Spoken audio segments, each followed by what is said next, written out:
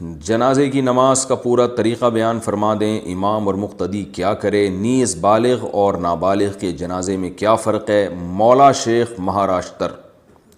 بھائی نماز جنازہ کا طریقہ بہت آسان ہے۔ نماز جنازہ میں 4 تکبیریں فرض ہیں، یعنی اگر کسی کو کچھ بھی نہ آتا ہو جنازے میں، امام نے جب اللہ اکبر کہا تو یہ بھی اللہ اکبر کہے، امام نے جب دوسری دفعہ اللہ اکبر کہا تو یہ بھی اللہ اکبر کہے، جب امام نے تیسری دفعہ اللہ اکبر کہا تو یہ تیسری دفعہ کہے، امام جب چوتھی مرتبہ اللہ اکبر کہے تو یہ چوتھی مرتبہ اللہ اکبر کہہ دے، اور امام جب سلام پھیرے تو یہ بھی سلام پھیر دے، تو یہ جنازہ ہو گیا۔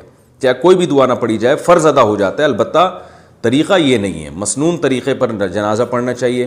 مسنون طریقہ یہ ہے کہ پہلی تکبیر کے بعد آپ ثنا پڑھیں، اس کے بعد درود شریف ہے، وہی درود شریف جو درود ابراہیم دوسری تکبیر کے بعد آپ پڑھ لیں، تیسری تکبیر کے بعد آپ دعا پڑھ لیں۔